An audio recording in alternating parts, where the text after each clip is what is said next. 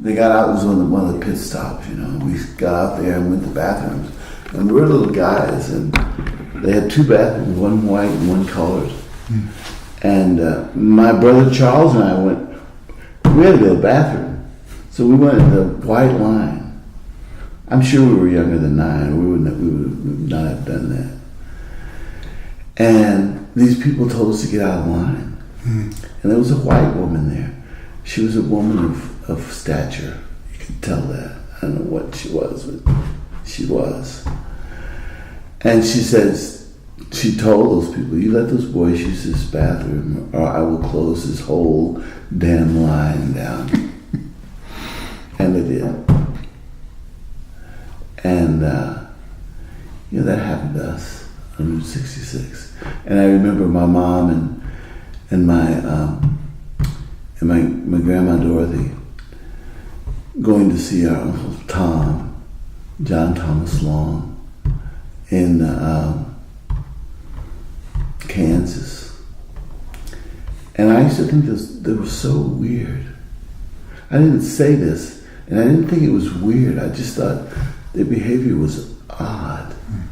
Because they would stop on the road, and they would go off into the bushes and pee. And I thought, that is so strange. I didn't say it. We didn't speak out like back in those days.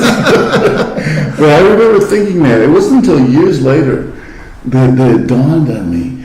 They couldn't go to the bathroom. They couldn't go to the bathroom. That's what the deal was. Did they live out in the country too, or just? They lived here in Ash Grove. Yeah. My mom and them, but they were. So therefore, if they're going to relieve themselves, they need to do it out in the bushes. Oh yeah, that's what because they were going down the road and they were looking for a convenient spot that that was that you could just walk down. And it wasn't because first of all you're talking about a different configuration. The highway wasn't a 4-laner. It was like a 2-lane highway. So it's a highway just like this road out here with a ditch on the side and.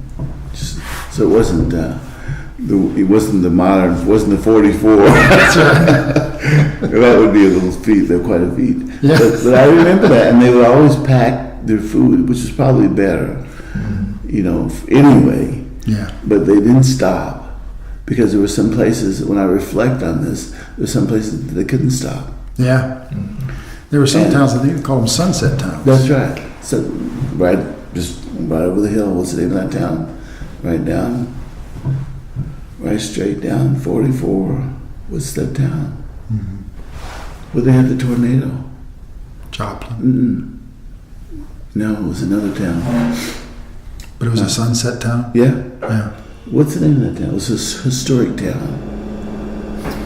Pierce City? Pierce City. Yeah. So anyway, but we were sheltered from that.